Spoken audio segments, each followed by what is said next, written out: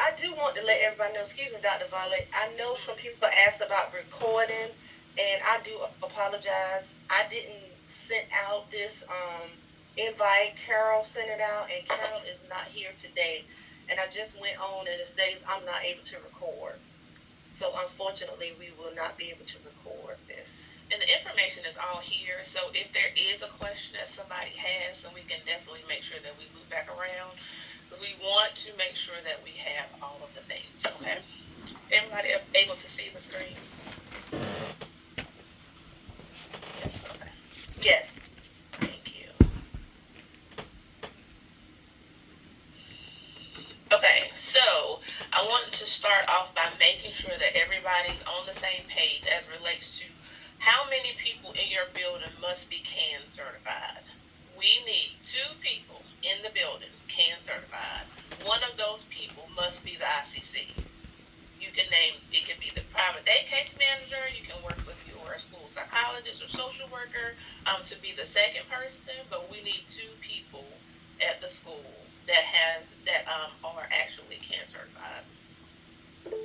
I will definitely share this with you guys after the meeting. I will also share a formal document that outlines all of the things. This is just a quick checkpoint, but I will definitely share this information with you guys.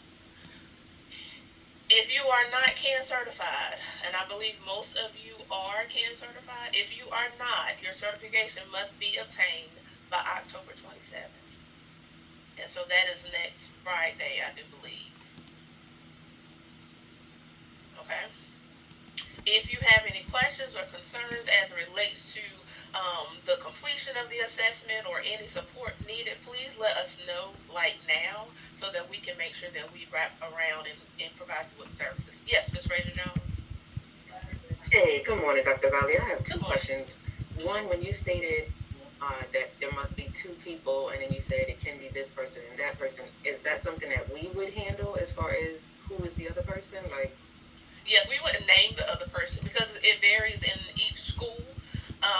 So we will let you guys determine who that's going to be. Now, if you want some support in talking with the people that were asking to be the second person, then that's perfectly fine. Once you determine who you think would be the best person to be in the building as your second person. okay, I can't remember the second question, but thank you. Well, let me know if you remember. Mr. Hancock. Yes, ma'am. Good morning. I'm trying to. So, if I was CAN certified last year, do I need to become recertified this year? I'm glad you said that because that is not on here, so I'm going to make sure I know. Yes, you have to renew your certification every year. Okay, and so making sure that we keep track of when you last completed it, but it has to be completed every year. And I think that was the disconnect last year as well, and that may be the reason why some things were delayed and people could not complete assessments because their CAN certification expired. Okay, the reason I asked because I'm having a hard time logging back on with the information I had from last year. And we can help you with that. I think that was a disconnect for most people. So we Okay. can, if you can send an email, so that we can make sure that we move back around and we can give you guidance on that. Yes, ma'am. Thank you. I see, Dr. Stanford. Yeah, let me save you guys some time. You don't have to go through all the training when you recertify. You just have to take the test. So if you've already been certified, just go through and take the test. It'll save you like a whole bunch of time. Oh, thank you for sharing that, Dr. Stanford. Yep. Miss Davis, Allison Davis.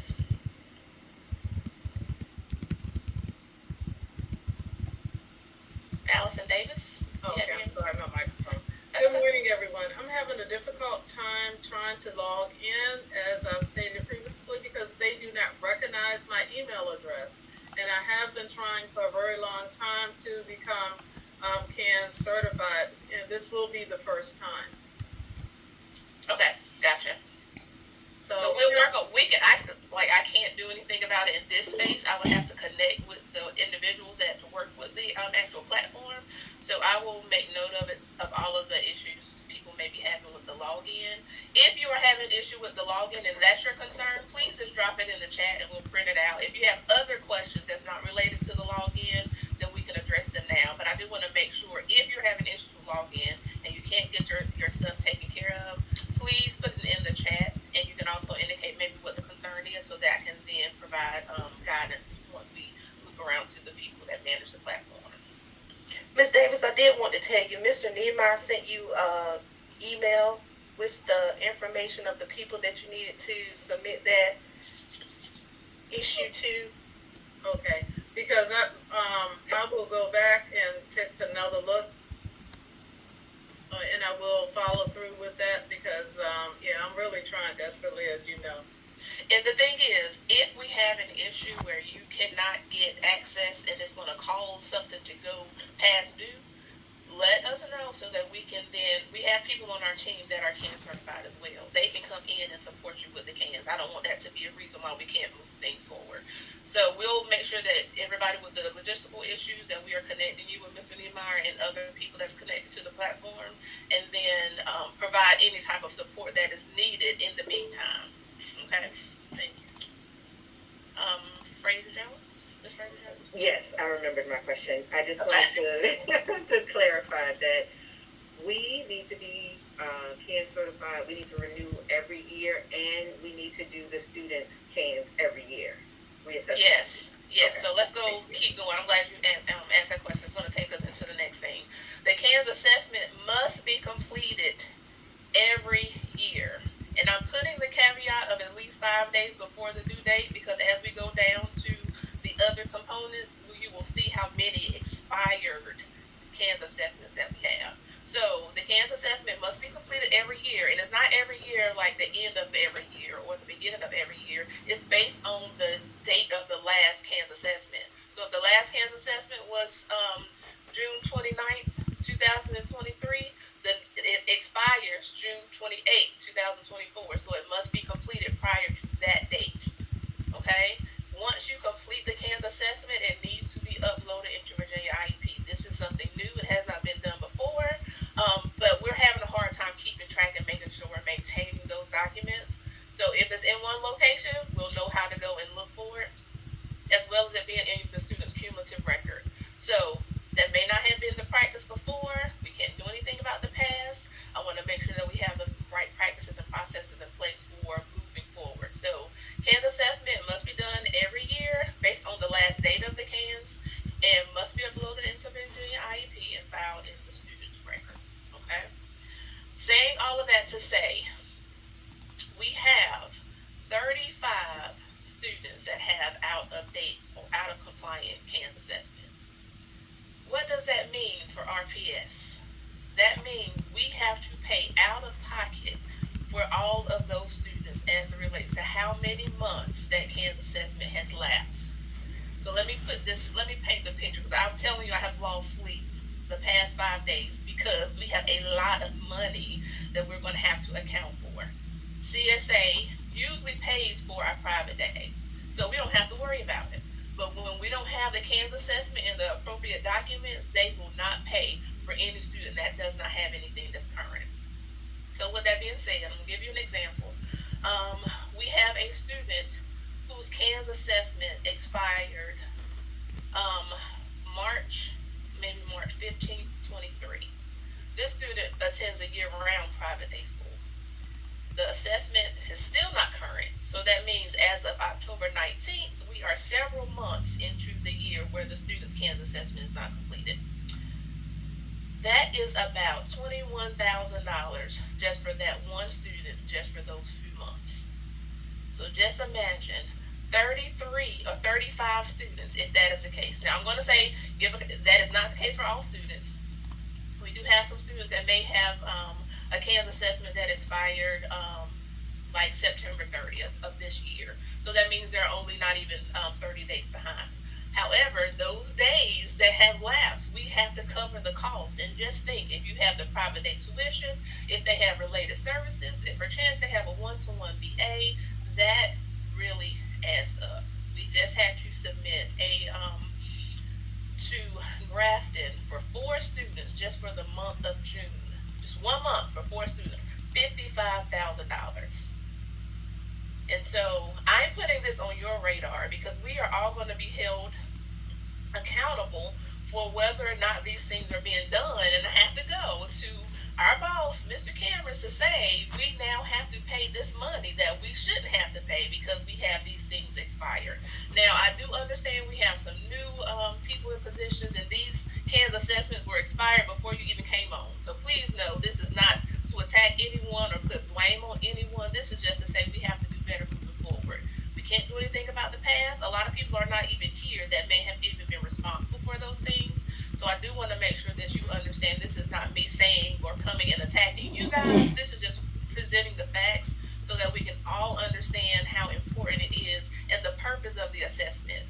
I think before several people may have thought the assessment was just for the application process, for submitting the private day packet to the schools for enrollment. The schools don't even have to have the CANS assessment. That is only included because we need to provide it for funding purposes. So I just want to make sure there's clarity and what that looks like so that we can all be on the same page. Now, we did send some information out for those that had expired um, CANS assessments and that everything needed to be current as of tomorrow, October 20th. That is the date. That's the date that we shared with administrators. That's the date that we shared with anybody that had past due assessment so that we can make sure that we don't have to continue to pay moving forward. Okay, any questions about that part before I move to the next part? Mr. Hancock. So yeah, the only one that I have had from last year has moved up to sixth grade. So that needs to be a talking point, I think, when we do our vertical meetings, is that they know that, and so that way we would be in compliance as well. Correct? Yes, that is correct. And that is what we have been seeing across the board as it relates to those student transitions. So, for example, and I'm just throwing a school out there, not because this is the case, but Dogwood Middle School, they are inheriting maybe four private day students that they had no knowledge of having expired CANs or any of the things. And so when we are reaching out to them to ask them about CANs assessments, those CANs are expired not because they did not do their part, but because they're coming from an elementary school and that elementary school did not do their part. Okay, so it is very important, and it may be that they expired in elementary school or they were expiring during the summer. If that's going to be the case, it still needs to be the elementary school that is making sure it is compliant while that student is transitioning over to middle school. Okay, Ms. Ragland. Yes. So I know of only one student that is getting private. Well, she's in a hospital setting. I don't think a CANS was ever done. I don't know if we're supposed to do a CANS on her. No, that's a hospital setting. Okay. This is just for private day students that are in private day placement. Okay. I just wanted to clarify that to make sure that because she's the only one that's getting any kind of outside services. Yes. So I just wanted to clarify that I am not responsible having to do that. Yes, that's correct. Thank you. Okay. Mr. Bennett?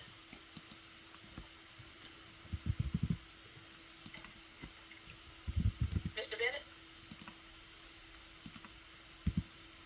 Okay, Ms. Wood? Yes. So if we know that we have a kid that's moving up to sixth grade, can we do the CANS assessment before the year, or does it have to be at the year? Like at the end of the year, could we do the CANS assessment then?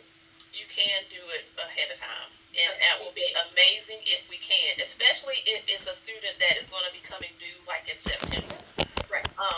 It would be much better if the previous school is able to complete that assessment.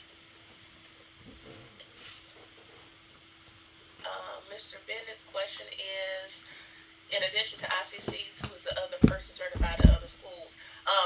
It is not something that we name as Office of Exceptional Education. You guys can work with your administration if you would like to. I'm getting ready to meet with secondary administrators today to share some of this information with them.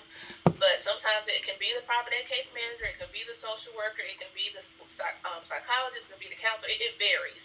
So I don't want to name a certain person because it may be different at other schools. So just making sure that we have at least two people actually identified. Ms. Carwell.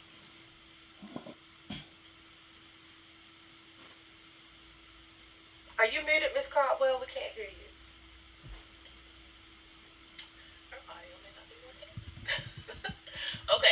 in if you are able to once you get your audio stuff together. So, another issue that has occurred, and we're just knowing this after having these conversations with the CSA team, and making sure that this is not going to happen again. Please know that the expectation is once now that we know better, we're going to do better. And so moving forward, we're not going to have this issue. I'm not going to keep losing sleep over CSA and CANS assessment. So, and I know you guys are going to do your part as well. So, we want to make sure that anyone that's completing this CANS assessment, that you actually remember the number that is used for the assessment. And I say that because we don't just have general access to all students, right? The CSA office does not have access and does not know because they're covering all of the areas. It's not just for us. All CSA offices cover, are in each one of the localities. So that means we need to know the number that's associated with the CANS assessment that's being completed. I know it asked for a social security number, and I know in the past it was that we could not require or ask our parents for social security numbers, so the directive was to create a number. We're not going to do that because then nobody remembers what that number was that was created. And a lot of people have transitioned out, and now we're in a space that even if that CANS assessment is current, we don't know because we cannot access it. So moving forward, we want to make sure that any new students that come in that require a CANS assessment, that we are using the student ID. It's my understanding that that number is not long enough, and it may need to have some leading zeros. If you guys can correct me or let me know if that is the case that you were seeing, I can't remember the length of the number, but I want us to be on the same page. Is that correct? Yeah, you have to have 2 zeros in the front. Tried it this morning. Yeah. Okay, perfect. So that means we're leading with the 2 zeros, and then we're putting in the student's ID number. Now we cannot, if the student has had a CAN assessment before, then we have to figure out what that number was that was used. If we can, it's going to be a duplicate. It's going to be duplicated in the system. At the end of the day, I'd rather have something duplicated in the system than not have it. But it does not look good from the Office of School Quality, or whatever the office is, when they're pulling this information, because now they're seeing duplicates of students, and it's hard for them to track it that way as well. So, from here moving forward, the expectation is that we're using the student ID for any new students that are coming in that require a CANS assessment. Ms. Fraser-Jones? Yes, when you're speaking of a number, are you speaking of when we first put the student in and we have to use their social security number? Are you saying that will be changed now into Yes. an ID number? Yes, Okay. that's correct, because, we really don't want to use kids' social security Yes, numbers. That's and I not hate really in a those place, units. And who wants to keep track of somebody's social security number? I don't want anybody to have mine. So, Right. and I think that was the whole issue of previous years. We were trying to get moved and not have to ask our families for that. However, as a result, we didn't have a definitive number that we wanted to use. It was just create whatever number and try to remember it. And so we won't have to have that as a barrier. We're saying moving forward, just using the student ID with the two, not the STI number, the actual student ID that we use most of the time, not the STI number. Okay, thank you. And that has not started yet, correct? Because I just did one yesterday and it still asked me for the social. Yeah, no. It's going to ask you for the social either way. Oh, you still But I need just the want social. you to, no, you don't need the social. Instead of putting the social in there. Oh, I got you. Yeah, it's going to Thank still ask because CSA asks you to put the social security number in there, but we know it's not going to be the social security number. Got it. It's just Thank going to be you. the ID. Yep. Dr. Howard? Hi. So yeah, since I'm responsible for, I've taken ownership over about 7 of these out of 8 cans. I've been in touch with Mr. Niemeyer this morning, asking him, because that was the first thing I got stuck on, was I had no record of what their numbers were for all these kids with previous cans. And so he actually just emailed, he did include you, Dr. Volley, on this thing. I just am sharing this in case it's helpful to anybody else who's like, I don't know the numbers for the kids that have them, that I inherited, right? And he said to come up with the pseudo numbers to do a new cans for them, even though we won't have access to the old cans because it's not the right number, but then at least that way they have a cans on file. I don't know if that's something that we wanted to follow through with, but I've got meetings scheduled because I'm trying to clear them as soon as possible. Yes, that will be so I have a meeting with him right after this, so I just wanted to get clarification before I put it out there. But if that is what was communicated, because initially he said it was not a good look for us to do that, so I wanted to get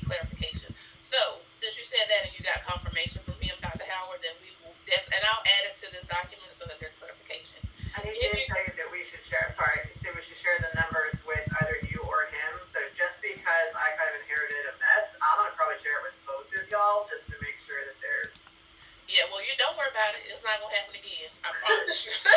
So you can share it with me. We're gonna keep track of all of the things. I'm gonna send him for all of our students, whatever the number is associated with it. That's how this all came about because they requested that information, and we didn't have it.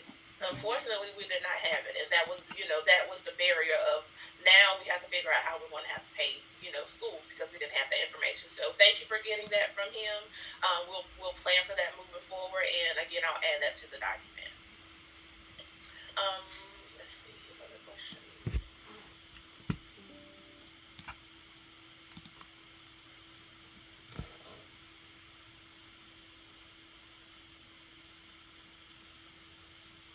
Okay, using the student ID with 2 zeros did not work for Ms. Quinn. So maybe that's just a glitch that we need to figure out because they don't know the student's social security number. So it's not as if they would know that we're not putting in the social security number. So maybe there's just some kind of glitch that we need to work through. If there's issues with contacting the parent and all of the things, we need to know that like way ahead of time. So if we're just now and again, these are people that you guys are inheriting, so I know a lot of this is new, and you guys may not have already had contact with these parents before, but if these are families that we've had IEP meetings with before, that we've done things and had conversations with them before, then we should have updated information. We always know that, that can change over. If you have an email address, we can use that as well, but if that is a barrier, we need to know like ASAP so that we can communicate that to the CSA office to see what our next step possibly would be, okay? So, we have clarity on the assessment, when we need to make sure we're completing it, what numbers we need to have moving forward. If you are doing one currently and you're using the Social Security number, please make sure you know what that number is so that we can have it and we can track it as well, because we want to update our information. Or if you have used a different number, we need to know that as well. FAP consent forms, moving over a little bit. That needs to be uploaded as well into Virginia IEP, and that must see in the student's record. And I say this because this is another piece. These are the things that I have to send to the CSA office for funding. I have to complete a funding sheet that they require of the dates and the amount. I have to provide the Kansas assessment, and I have to provide the IEP. It must be current, and I have to provide the FAP consent form. If those things are not in place for me to send, then there's going to be a delay somewhere. Okay, if the FAP consent is not completed, they can't do anything. And I will say, in previous years, the FAP had to be signed every year. That's not the case anymore. So as of last year, if you have something from last year that was signed, then we don't have to keep getting a new updated copy of the FAP. Okay, that just went into place this past year.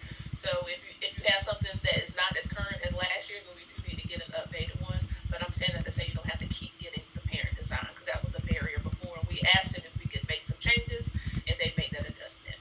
Okay. Any questions as it relates to CANS?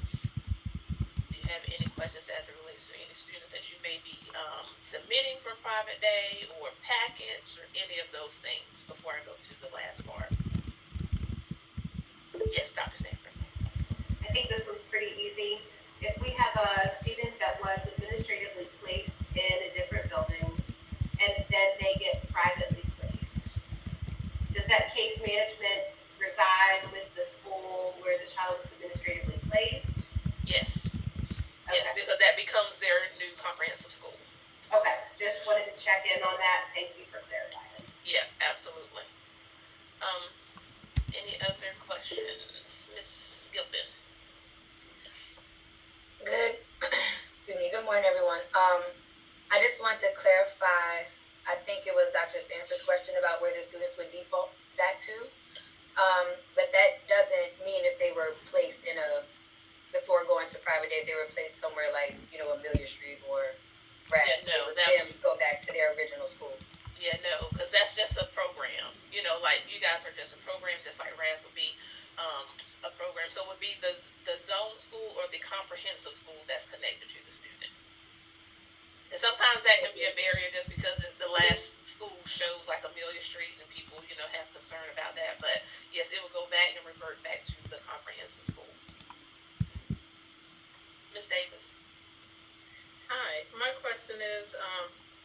piggyback off the last was Kimbrough.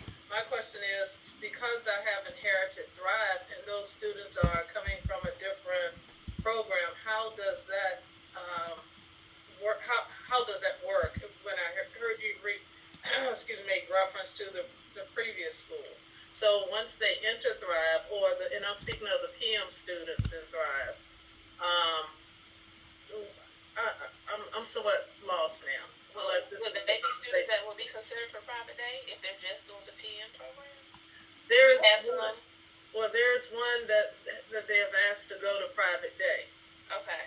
because the student was using I can't remember, not Edgenuity, I can't think of the other platform, and they've stated that Thrive PM is not appropriate for the student.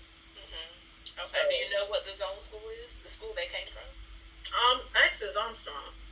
Okay, so you want to connect with Armstrong, and it may be something that you guys would work together to kind of make sure it's taken care of. But you wouldn't be the comprehensive school that's connected. Okay. Yeah. Thank you. Any other questions?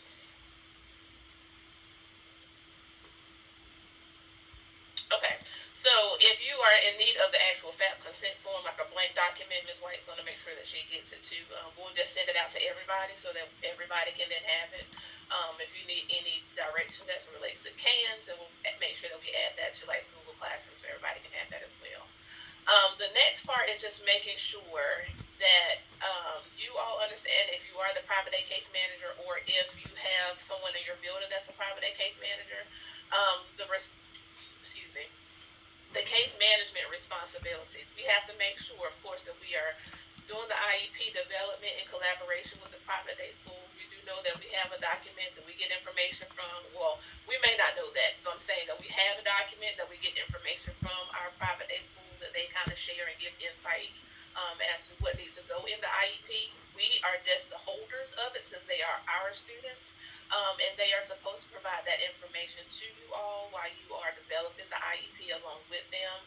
You guys are scheduled, or the private day case manager is scheduling and facilitating the IEP meeting, also MDR meetings or any eligibility meetings. So if there's something that's happening at their private day school and they're at their 10-day mark and they need an MDR meeting, then we're going to be sending information, the private day school is going to be sending information regarding the need to schedule an IEP meeting or MDR meeting, I'm sorry. We get a lot of reports from our private day schools. I don't know if they are coming to you all directly or not. We're trying to get them. However, there is a disconnect when it comes to that particular component because them sending it to me is not going to be the best option.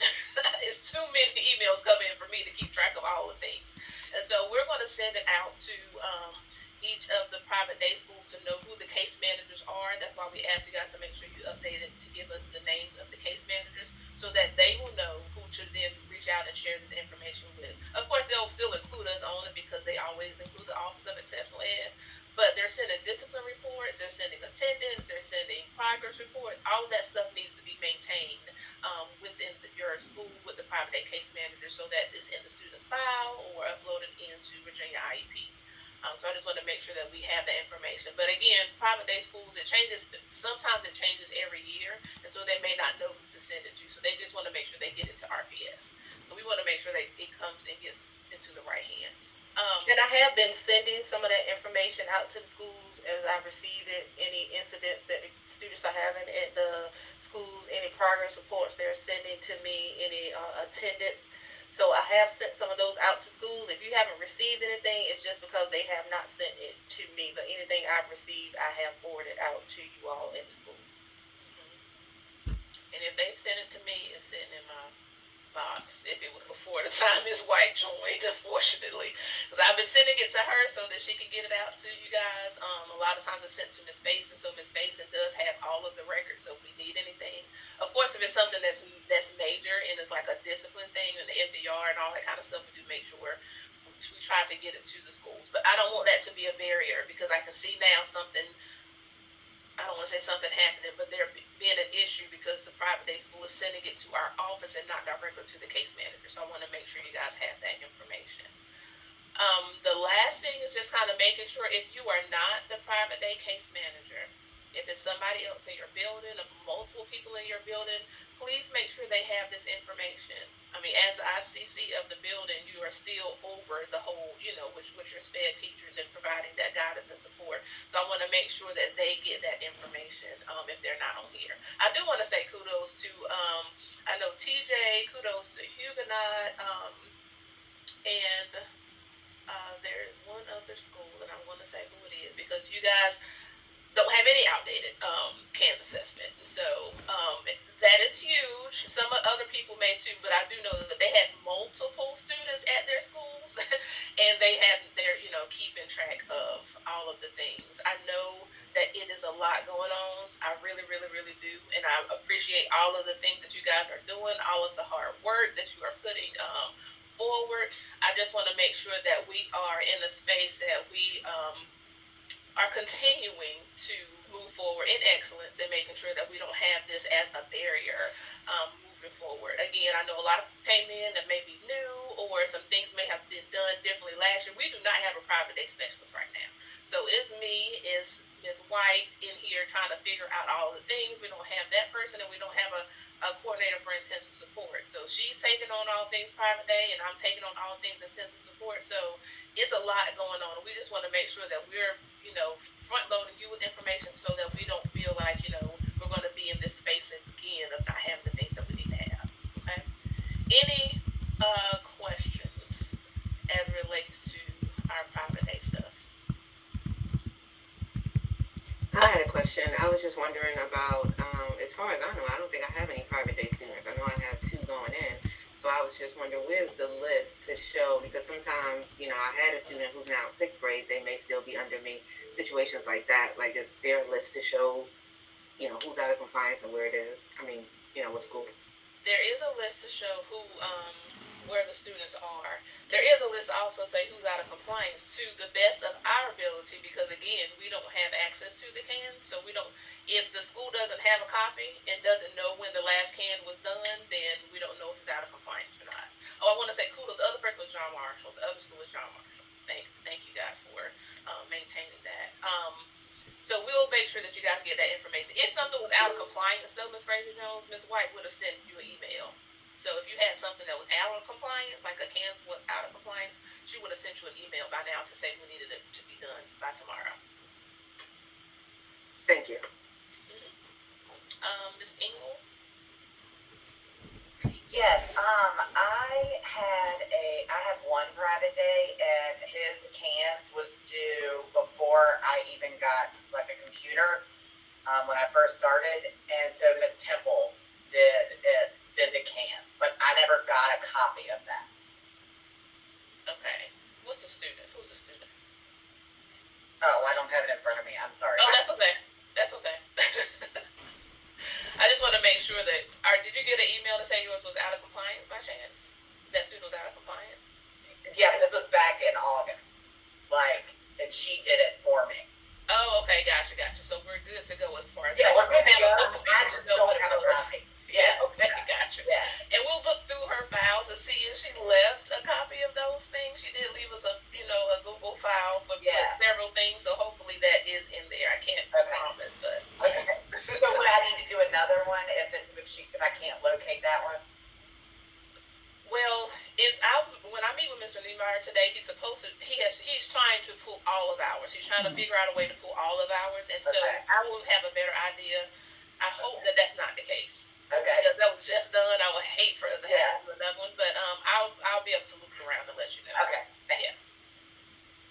Ms. Epps. Yes, I had a concern with CANS. When I tried to take the test, I don't know if any tips have been given on how you can navigate through it and pass, because I really struggled and I stressed I took it several times. So on the time I think that we had some type of training, I was out sick and I didn't get a chance to see what that was. I just want to know if there are any tips on how you can actually get through it, pass it, and all of that, because I really had a difficult time.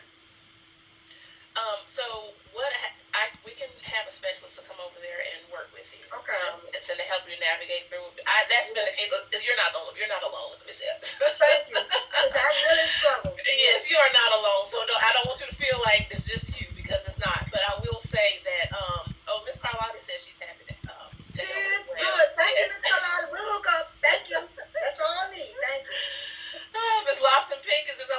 to her. She said that she needs some. If you are in need of assistance, and if any of your peers or colleagues aren't able to assist, our specialists are able. Ms. Thomas is on the call. I think Ms. Pullen may be on the call as well.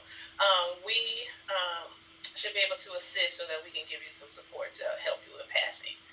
And moving forward, I will say this: is I have put the expectation out that our specialists are also going to make sure that we are maintaining our certification. So if there's a need, is there a lapse, if you have multiple students in your building that need to be done, then we can provide some assistance. Again, this is our time to clean up so that we don't have this issue like moving forward. And so whatever we can do to make sure it's all hands on deck, whatever needs to happen, then just by all means let us know. Any other questions? Ms. White, do you know how to save the chat? Or somebody know how to save the chat? Does it automatically save? Ms. Lofton-Pickens. I don't think you can save it, but you can screenshot it. You can take a screenshot of it. You want me to do it for you? Well, sure. All right. I appreciate it. No problem. Appreciate it. Thank you. I just want to make sure I don't miss anything that's in the chat that we haven't been able to answer. Any other questions? Yes, I had a question I put in the chat.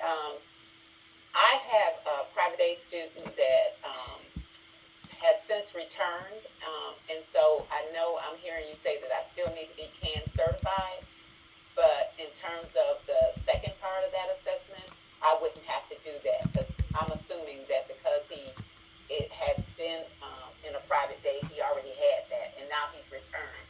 So in my case, is there anything other than becoming certified that I need to do? At this time, if you did not receive anything from Ms. White to say something needed to be done or was past due, then no.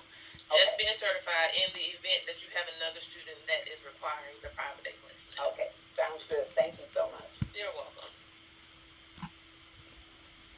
Any other questions? I had a quick question. I put it in the chat, but once we log into the system, are the courses just automatically there that we need to take? Can somebody answer that question? I don't know. Yes, it's there. It's a little complicated. You gotta make sure you pick the right one. Yeah, that's what I was Yeah, if you go back to the original email, I just can't, honestly, I can't remember, but it's Okay, that's what I was following. It's probably, the CAMS 5 Plus, but not the one for DSS. So look for that, because that'll help. Because since we're not DSS, like you didn't do right, and it's the 5 plus 1 for child not. That makes it pretty self-explanatory. And then it's about 41 pieces. It's a few hours to work through it, but if you're able to do that and then kind of use these things, assessing for needs and assessing for strengths, you can use these things. And if anyone wants those, I'm happy to share them too. Because I just did it myself, and I got through the first time, and this is what I did to do it, right? And then you have the practice test. You take the practice test, and then use the manual and go, oh, this is how they rated it versus how I rated it, so I get to learn what they're looking for. Does that make sense? Kind of like using the manual as a rubric, if that makes sense. Mm-hmm. Would you share that with me, please? Yeah. If you can share it with me, Dr. Howard, I will share it with the Just to jump in real quick, I think it was actually recommended to me when I first was trained on the CANs to have the manual open when you do the assessment to become certified. It makes it so much easier. And then also it's good to understand it because the assessment does have repercussions based on how we respond. So if we're just clicking through and not understanding, you can actually have a student recommended to go to residential instead of being in private placement or being placed or continuing to be placed with their family. So just make sure you understand what you're clicking and when you're rating them, what you're rating them, because there are repercussions based on how we respond. Yes, they definitely use this information that we are putting into the system to make decisions. So please don't take it lightly. We are required to complete this assessment because we're kind of getting the information and understanding about about what's going on with the student and their needs, and they are definitely taking this information to help guide and inform what's happening with the student as well. So thank you for sharing that. Dr. Howard, you may be able to just link the document into the Google Classroom. If not, if you can just send that to me, then we'll make sure it's sent out. So, because I know a lot of people are going to want a copy of it. Yeah, I just pulled those two pieces straight from the training website because they kind of work the way my brain did. So, I mean, but yes, I'm sending it to you right now. Okay, great. Thank you so much.